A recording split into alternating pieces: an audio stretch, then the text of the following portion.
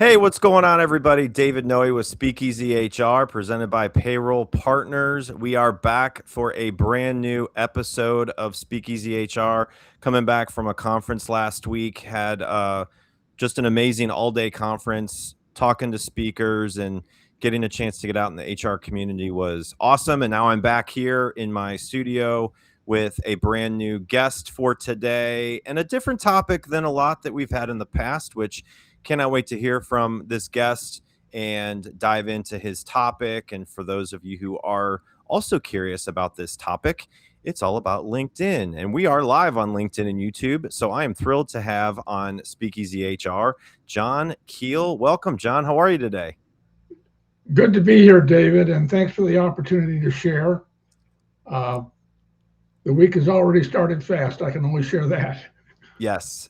And it is May. It is crazy how fast this year is gone, but we are both in the Midwest. You're in the Dublin, Columbus, Ohio area, correct? Yep, moved up here 7 years ago after a number of years in Cincinnati.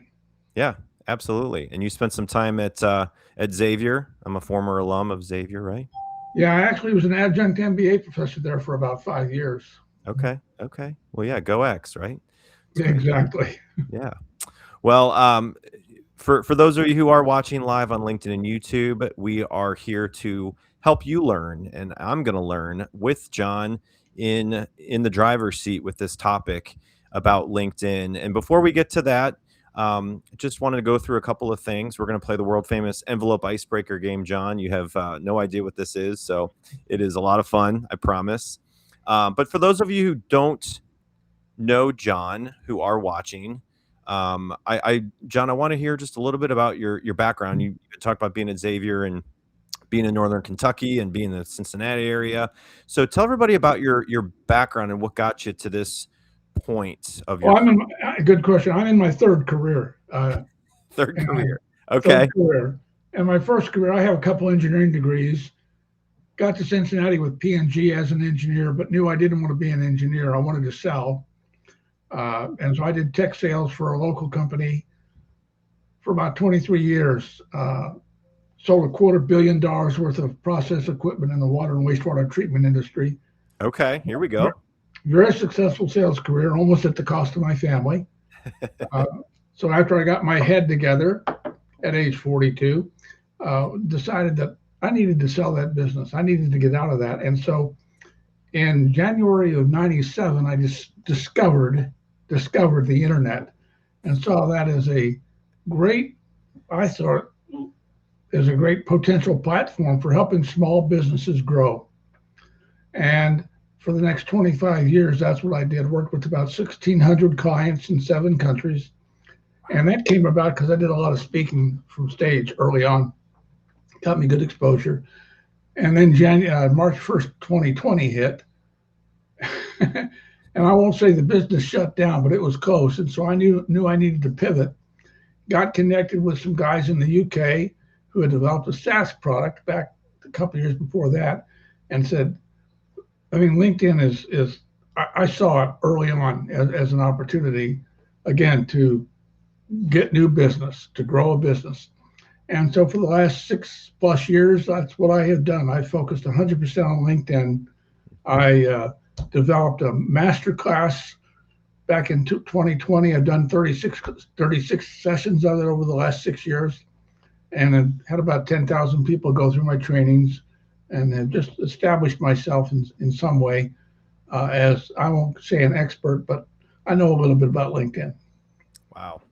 I remember being at lunch when someone asked me, do you have a LinkedIn account? And it was one of my first jobs out of college. And I'm like, no, what is that? They're like, well, you got to get on it. And I don't remember the exact date, but I know I can look that up. I just don't know where. I know I can find where you can see the date that you joined LinkedIn, but it's been probably 20+ years now. Yep. And it's definitely evolved. I do this podcast live on LinkedIn and YouTube, and so part of my content is out there on LinkedIn every week, just like a lot of people. So so we are here with a master of LinkedIn, folks. If you have a question or comment along the way, please chime in. Would love to hear from you. We do have Albert.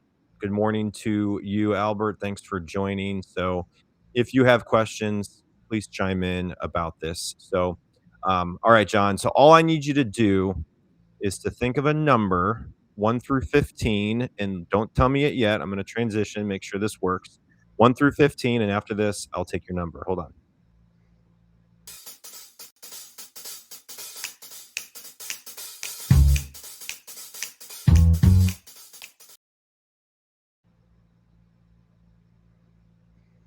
All right. 1 through 15, John. We have 15 envelopes. Each of them have one question that's very different but fun. What number do you have? 7. 7. Okay. He picked number 7. It is a popular number. Okay. What's a TV show or movie you quote way too often?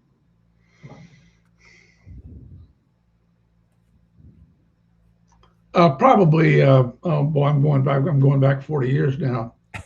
Hill Street Blues. Hill Street Blues. Okay. I have not heard of that. I'm sure there's plenty of quotes in there. What's your favorite quote from that? Be careful out there. Be careful out there. The party, Okay. the party shot when the sergeant set everybody out. That's awesome. Well, good. So, the last question, just to get to know you a little bit more, John, is about your advice you've received along the way, right? You've been obviously focused on LinkedIn. You said you've had 3 different careers. You've been involved in a lot. You've seen a lot. What's been the biggest piece of advice you've ever received? Yeah, I've been in business over 50 years now. And when I was 28, a mentor gave me this advice. He says, if you'll get up and start 2 to 3 hours before everybody else, you will gain a sustainable competitive advantage. And I started getting up at 4 and 5, and I still get up at 5 every morning, 7 days a week. And he was right on. That is very good advice. I know people do that, and I think it's great. So I always am curious what people say with that question. So, okay, so we are live on LinkedIn and YouTube. We are going to be diving into a topic a little outside of the norm, which I love. I love the topics that I get to talk to my guests about all over the country, all over the world, and it has become really a thing where the last 70 episodes, there have been 5 common themes that have come out of this. And I would strongly suggest, if you are not following along, go out to speakeasyhr.com, go to the brand new Top Shelf Insider newsletter. Just put out May's episode today, or May's newsletter. And there is a blog out there that has gone through those 5 themes that I have gotten from these 70 episodes. And it's pretty neat that the 5 most downloaded episodes kind of fit those 5 themes. So definitely go out there. So just a couple of messages from our sponsor, Payroll Partners. Grab a drink, John, whatever you got to do, and I'll see you here in about 1 minute. Finding a new employee takes time and money. For one position on a single job board, you could easily spend a minimum of $5 to $10 a day advertising a job post. It's worth noting that the average time it takes to hire a new employee is 36 days. However, it can take longer than that. You could find yourself paying hundreds of dollars a month for a single job board. And if you're using multiple job boards for multiple positions, this could add up to thousands of dollars a month. There is a much simpler and more affordable way of finding the right candidate. At Payroll Partners, we offer an applicant tracking system to help manage your hiring process. Our ATS is customizable, allowing you to decide which days you want to run the job and when to close it so you don't break the bank. And this feature lets you e-blast your network, posting jobs on multiple boards at once, all managed in one location. Payroll Partners, elevating your payroll and HR experience. So if you are in the market for new technology, you have technology, but it's just clunky, outdated, or just not working for your business, look us up, payrollpartners.net. Look me up on LinkedIn. Would love to connect and just hear about your background, hear your situation, what you have going on, see if we can be a good resource for you and your business. So, all right, John, the topic for today is the LinkedIn struggle is real, and here's what to do. So let's start here. So why do so many people struggle with LinkedIn in the first place? Let me give you some background first. LinkedIn estimates that 98% of people who are on LinkedIn do not use it effectively. It's not 100, 98. And I mean, I'm on LinkedIn, of course, all the time. And my perspective is that why so many people are struggling with LinkedIn is, number one, they don't have a strategy. They have never sat down and developed a whole strategy of what they want to do on LinkedIn and how they want to accomplish it. And the second, and number two is people do not do what they know they should do consistently. Yeah. And just think about any business. If you're not consistent of what you know you need to do, you're not going to get results, or you're not going to get good ones. And I think a third one might go into that is that many people come on LinkedIn and think of it as a transactional medium. And it is not. It is a relationship medium. Yeah. And I mean, you get the messages just like I do. Let's have a call, when the person hasn't even earned the right to have a call. And I smell those out fast. So it's very common. And I'm on a mission to change that, quite frankly. Yeah. Yeah, it is one of those platforms that I think has been very consistent as long as it's been around, and it's getting better. And people coming into the workforce, graduating. I know several that are just going through college graduation and going into the world of work, and they're not their own business. They're hired to work at a business. And it's really about your personal brand so much beyond your resume, beyond what you've done, your involvement with the school, the church, your community, the people that you know and connect with on LinkedIn. So it is a powerful tool that, like you said, 98% of people are not using it effectively, or however you had phrased it, right? So what is the biggest mistake, or what are some of the biggest mistakes you see people making on LinkedIn right now? Well, what's happened, first of all, just to give perspective to everybody, LinkedIn has crossed over the 1.3 billion users worldwide, 300 million in the US. And biggest mistake I see people continue to make is that last year, LinkedIn started incorporating AI, and they announced formally announced it on November 3rd, the incorporation of 3 different AI systems that form the basis of the platform. Now, I have 15 to 20 calls a week, David, and a good half the people I talk to are still unaware. I mean, the whole game has totally changed in that regard with the AI systems that LinkedIn has. And of the other 50%, probably half of them are going to wait, which is as the line from Pretty Woman goes, big mistake, huge. I think people will be in a situation a year from now, if they wait, they'll never catch up, in my view. Yeah. And so I think that's the biggest mistake, is they're not aware of what has happened within LinkedIn. And secondly, and if I can talk directly, 90% of profiles suck. I don't know any other better way to say it. I got to give you the mini air horn to that, John. There you go. Okay. They're terrible. And people don't understand. You've got about 5 seconds. When somebody hears about you, they go to LinkedIn to check you out. Yeah. You have about 5 seconds to grab their attention. And quite frankly, they don't care about your position. They really don't care where you went to school in most parts. It's the perspective you need to have is, here's what I do, here's who I help, and here's how I help them. Yep. Period. Yep.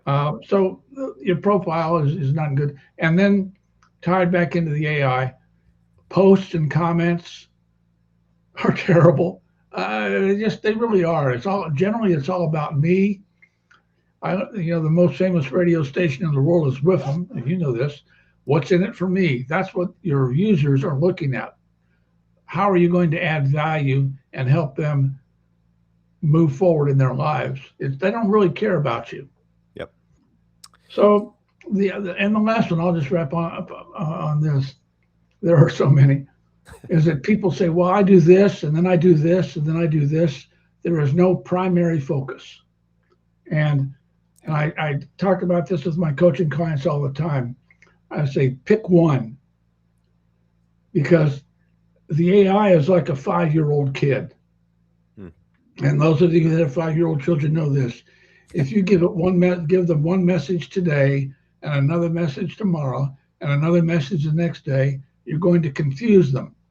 And too many people are confusing the AI Yeah. because they're all over the map. Yeah. Those are the 3 or 4 big things I see. Jeez.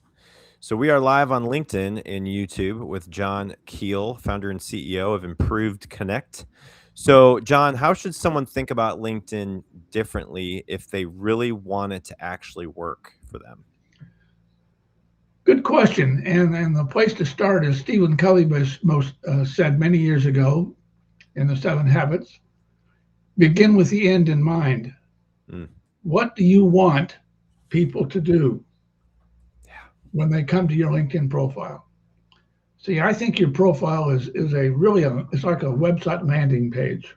Mm. And it gets down to, then you mentioned it earlier, the personal branding. How do you want to be seen? And from the perspective of what, how, and who you help, even if you have a job. And that whole perspective is you got to be very specific on that, not general, but be very specific. Yeah. And I think another situation, you also need to consider what time investment are you willing to make. Now, there's a good news and a bad news about this. LinkedIn, in my view, is simple. It's not easy, but it's simple. And I've talked to people within the last couple of weeks who are spending an hour and 2 hours a day on LinkedIn. And I asked the question, I said, doing what? Because I spend 30 minutes a day. Yeah. And that's it. It's all it takes if you do things right, if you know exactly what to do and you've got that all spelled out. So I think that's important. And in view of or in line with that time commitment, are you willing to make it a consistent effort? Yeah. I talk to people all the time. They say, well, I do it this today, and then I'll get back to it in 3 or 4 days. And quite frankly, you're going to be penalized. Yeah. You have to be consistent with LinkedIn. Yep. So how does a good LinkedIn presence actually look like today? Well, and I alluded to it earlier, I think a good LinkedIn presence, and this is my perspective, not everybody agrees with me on this, by the way, but it all gets down to conversion, because I am in the process of building my business, increasing my revenue using LinkedIn. So when people come to my profile, I want them to do something. I'm just not hoping they're passing time. And so that website is set up for conversion. And there are 4 main areas that I teach in terms of how to do that. You have to have a very strong headline. And again, that's not your job title. People could care less about your job title.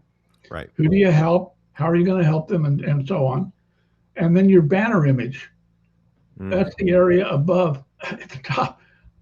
I probably see 20% of the profiles I go to, they're blank. And that's the most, in my view, that's free real estate. So there are right ways and wrong ways to do that. Another area is your about section. You got 2,600 characters. They're just saying LinkedIn saying fill it up. And by the way, it's not all about you. It's about how you're going to help people. But part of it also is, what's your story? And this is where the emotional part of it comes into, because people relate to stories. And the last piece is your featured section, which I believe should be set up. You can do all kinds of things in your featured section. But if you go to my profile, you'll see there is one thing you can do on my featured section, and that is to request a special report that I've created. And I track that, with that element. So those are just 4, and there's a lot more, but those are the 4 things that most people really need to focus on. Okay. So talk to the people that are in the job market right now. They're looking for a job. They are either laid off or they are working and actively applying for jobs, going to interviews. Is there any specific advice you would give them versus people who are happy in their job and content and not looking for a job? Well, I will say this, that there's a whole recruiting area of LinkedIn, and I am not a recruiting expert on LinkedIn. I mean, I'm not going to pay the 10,000 plus they want from me to do that. Right. Besides, that is not my area of expertise. But at the same time, if I were looking for a job, first thing I'd probably do is create the open to work option that you can do in your profile, and then position yourself from the perspective of your education, your experiences. What value do you bring to the table? Yep. I mean, and quite frankly, for most people, it's not about your skills; it's about your soft skills. Do you engage with people? Are you a good communicator? And the other thing is, please check your spelling and grammar. Yeah. Wow. But those are just some thoughts. Yeah. So I remember a while back when endorsements became a thing, right? And people would endorse you for certain skill sets, and you can go out to their page and you can kind of it's not like leaving a review, but it kind of is. So it's like a personal review about working with John.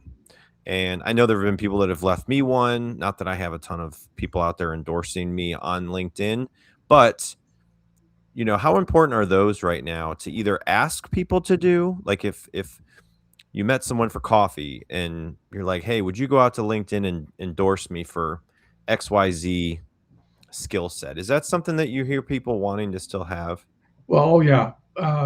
And in fact, in my I do a master class every couple months, and one of the things I talk about is just set it up on your calendar. And by the way, you can only get endorsements from first degree connections. Yeah. And so, and LinkedIn, by the way, will actually invite them. You have to tell LinkedIn you want an endorsement from that person, and LinkedIn will send the invitation out. Those are and can be very important. Yeah. The more you have, the better. Yeah, absolutely. So going along the lines of that, when it comes to personal branding and company branding, right? So if you're working for a business, your banner might have their logo or something with relating to your business you work for. So how important is personal branding versus the company branding on LinkedIn? Well, let me ask the question this way. I'll redirect the question. How likely is it that you'll work for that same company for the next 40 years? Very unlikely. People, I don't know what the stats are, but I know people are changing positions frequently these days. Yeah. So quite frankly, it's very little about the company. It's about you. It's about your personal brand. And that's why, by the way, when you post on LinkedIn, I always strongly recommend post from your personal page, not the company page, because the company page can be gone next year if you change companies. People position you or view you as who you are, not who the company is necessarily. Because at the end of the day, and yes, I'm in the B2B space, the business to business space. I'm not in the business to consumer space. But all of us who deal with people are in the P2P space, the person to person space. People deal with people. People don't really deal with companies. They deal with people. And that's the mentality I think you need to develop. Yeah. So when it comes to driving engagement on LinkedIn, you had talked about it in the past, comments a little bit about how much you're on LinkedIn every day, and you've heard from people that are on LinkedIn 2 hours a day. So when it comes to content, what kind of content actually will drive the engagement and connection, the most, and not just likes? And I know there's times throughout the week that are best to post on LinkedIn too. So is there anything that you would want to provide advice on that when it comes to driving engagement? Oh, sure. First of all, understand that they don't care about you. They care about what you're going to do for them. People have their own self-interest at heart. Yeah. And I mean, that's I think human nature. So the three areas of content, number one is the profile. Number two are your posts. And number three are your comments. And going back to my earlier point about the five-year-old kid, the new 3 AI systems, I use this example. Consider that your posts, your comments, and your profile all get dumped into a pot and it's stirred up, and the AI is trying to analyze that and come up with, who are you about? Hey, this is William Tincup, and you should know about the You Should Know podcast. It's a topical, fun podcast with Ron, myself, and a guest, or guests plural sometimes, and we tackle the most timely topics of the day. Give it a look, give it a listen, and subscribe. Thanks. I mean, really, who are you about? That's where having a single focus is so important, that single niche. And as we get into posts, and my friend Richard Vanderbloom lives in Spain, because I've got a group of 10 people around the world I kind of connect with, my posse, I call them. And he puts an annual report out every year. And this year, the report analyzed 1.7 million posts. So it's all based on data. And I won't get into, we don't have the time to get into a whole lot of detail, but they analyzed posting. In fact, I posted on that today, 6 characteristics your post needs to have. And it needs to have them just every time. And to the degree that you don't, you'll be, let's just say somewhat, it's not an active penalty, but your post will fall in reduction. Comments are comments that you leave on other people's posts. My number one rule is, please do not leave weenie comments. A weenie comment is a comment that goes, nice post, or I agree, or 2 or 3 word sentence. Because what most people don't realize is that your comment gets exposed to their network. And the question is, how do you want to show up? In fact, I comment on 5 to 10 posts every day, 7 days a week. And again, it takes me less than 30 minutes. But that gives me tremendous exposure. And my comments are such that I call it the free advertising concept on LinkedIn. LinkedIn's going to expose my content for free. And I have much more control with my comments than I do with my posts in terms of who sees my content. Yeah. So I want to show up as a professional, not an amateur. Yeah.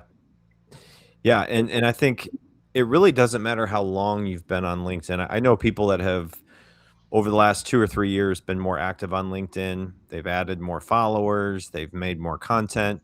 And so, starting from scratch, it's like, oh, I want to have so many followers. I want to have, 10,000 followers. Well, at the end of the day, I think it's a pretty low stat on how many how many people on LinkedIn actually have 10,000 followers or more. I know you have more than that, so is there a way from people, to start from scratch, and if their big thing is to get more followers, as a lot of people use social media for, and really everything you're talking about, I think, is going to help that. But should people be really, really worried about the amount of followers they have? In a short answer, no. And again, this is all tied back to the AI, the way AI is running LinkedIn today. I have a friend who, several actually, that have well over 250,000 followers. Yeah. And people these large we call them big scale creators, they saw their content, their reach decrease on an average 70% last year.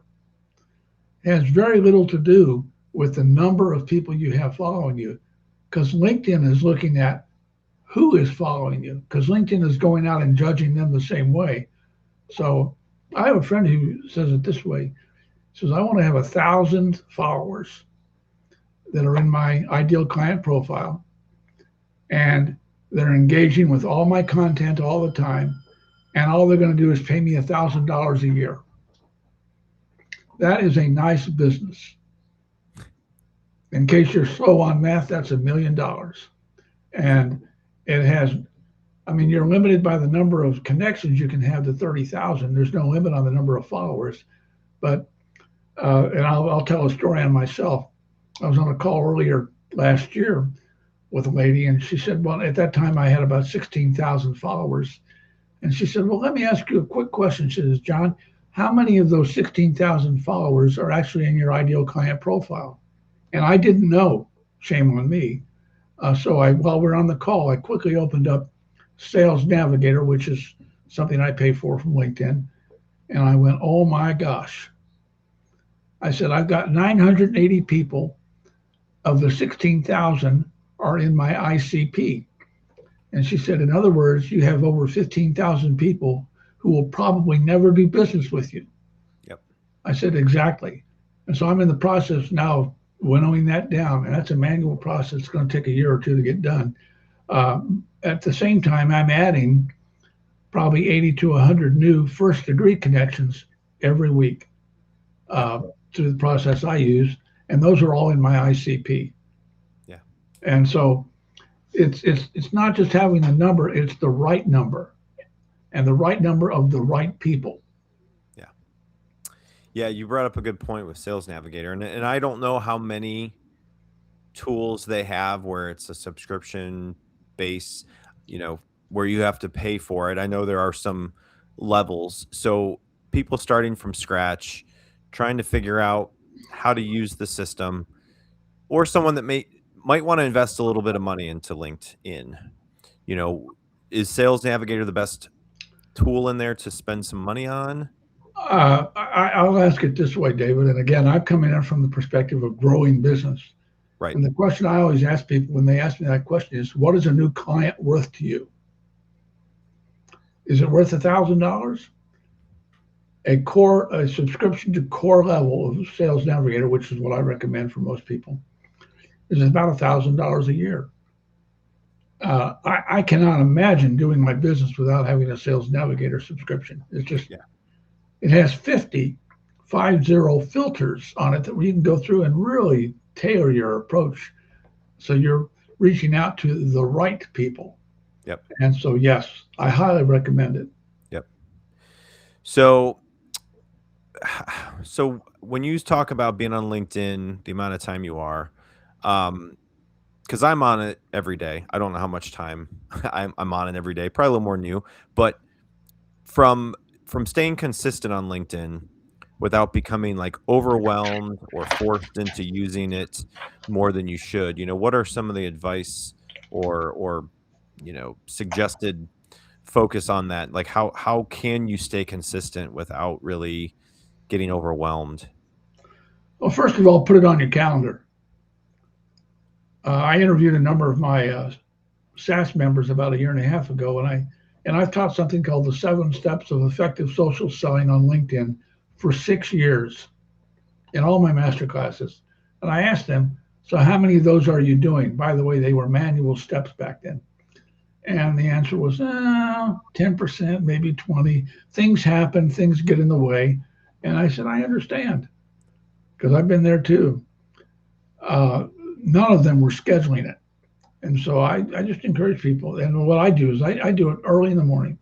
It's one of my activities I do early before the day starts in my 30 minutes activity on LinkedIn, where I have certain things I go through and I check every day. And one of them is I comment on 5 to 10 posts per day. That's what I fill in that time with. Then I check my stats. I'm a calendar-driven person, and a lot of people I talk to say, well, so am I. And I said, well, do you have calendar integrity? I mean, that's a whole different thing than being, if you say you're going to do it when you say you're going to do it. That's integrity. Yep. And if you don't, just understand that you're like most. And if you do have it or develop that habit, you will stand out because very few people are. Yeah. So we are live on LinkedIn and YouTube with John Keel, founder and CEO of Improved Connect. And I've loved hearing about this, John, because again, you've been the first one to come on and talk about LinkedIn this way. And, seeing kind of what I've used it for personally for 2 years, almost having a podcast, doing it live, getting a chance to connect with people who I did not know, getting a chance to share my story, talk about what we do with payroll partners and what kind of brand we have, it's a powerful strategy and certainly a powerful tool. So authenticity for me is so important. Um, having this platform to do this live and show people kind of the content that I'm bringing onto it with people like yourself and all variety of topics and backgrounds.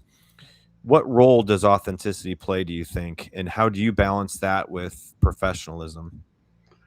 Well, to me, they go hand in hand. Uh, if you have the transaction approach to LinkedIn, which most people do, I believe it's difficult to be authentic. And I didn't discover this till I was in my mid 40s, because I was a certain type of person until that time. And I changed. And I remember talking to people later who they saw a big change in me, and they said, you probably didn't know it, but we saw right through you. And people see through you when you're not authentic. And that doesn't mean sharing your deepest soul, but it just means being who you are. And if you say you're going to do something, do it. That's authenticity. And I think that's part of being a professional. Yeah. See, and I talk about this when I talk about LinkedIn profiles in my teachings. I say you have a choice of who you show up as. You either show up as an amateur or you show up as a professional. And David, I don't know about you. Well, I do know about you. You don't want to deal with amateurs. Nobody wants to deal with amateurs. I mean, they're in it for fun. I want to deal with professionals, and I want to position myself and present myself as a professional. Yeah. Well, if anybody out there is listening live, wants to ask a question, chime in.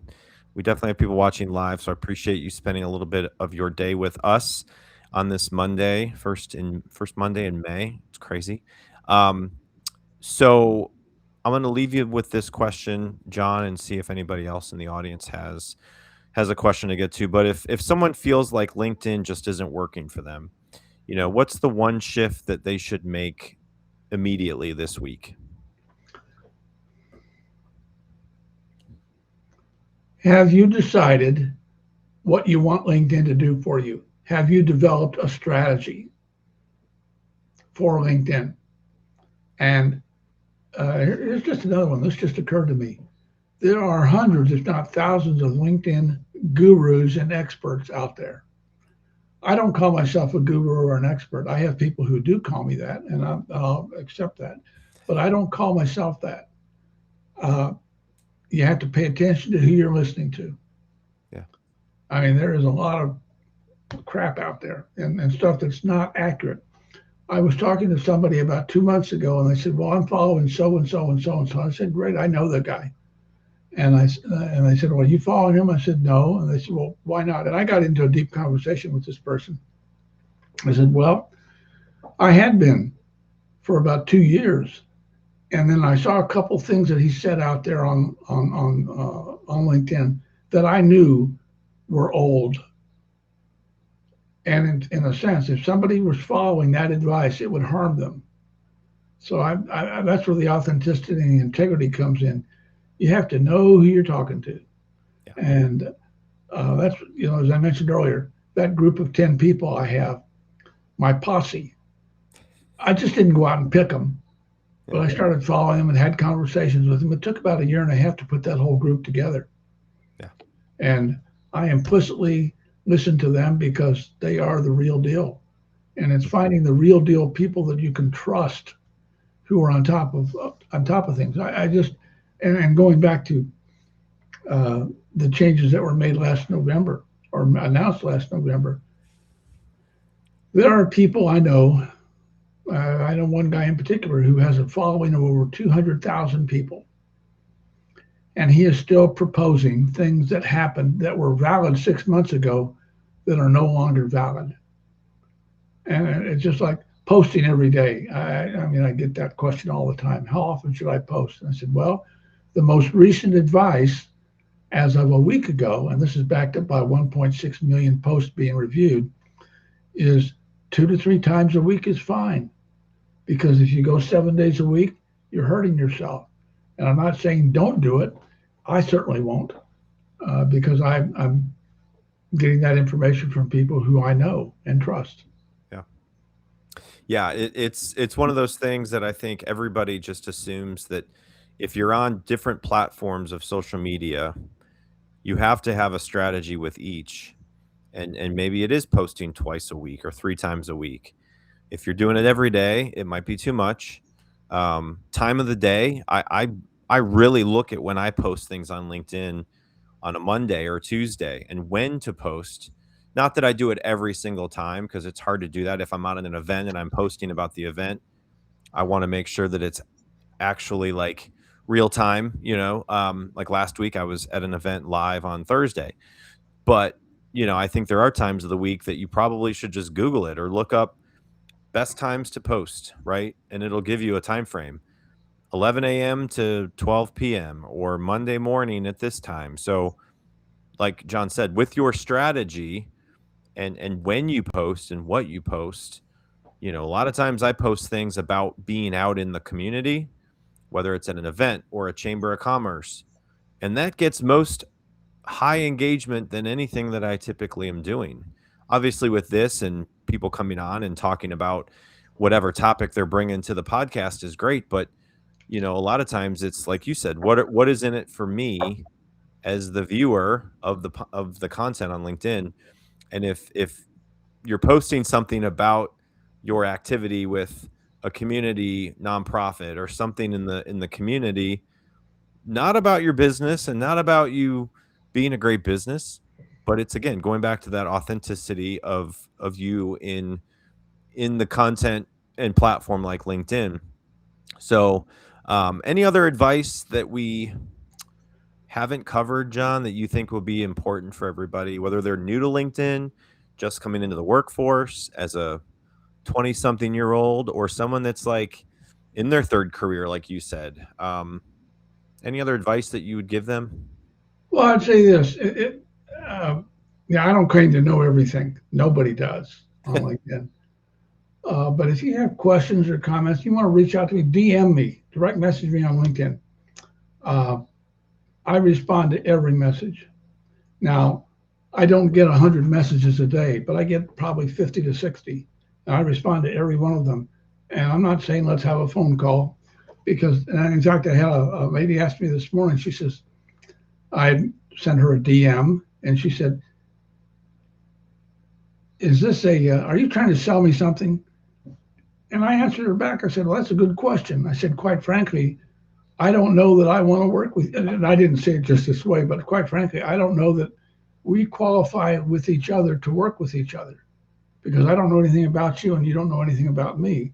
So if it makes sense that we should have what I call a no sales zone phone call, I'm glad to do that with you. Let me know if you want to talk. I didn't send her my calendar link. I haven't earned the right. And that's where I think a lot of people are screwing up, David, on LinkedIn. They want to have conversations and they haven't earned the right to have a conversation with you. That's something you have to earn through providing value. Yep. And that's what I've seen too. It's a good point that you brought up, because I do get requests. And as soon as I look at who it is and if I've met that person recently, because on the back of my business card, I have a QR code and it goes to my LinkedIn profile.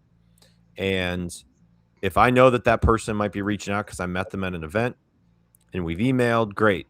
If it's somebody I don't know and I have no mutual connections, I guarantee if I sit and I hit accept, within 10 seconds, there's an inbox message about, hey, I can help your business XYZ and save this and do this. And it's like, yeah, I get that all the time.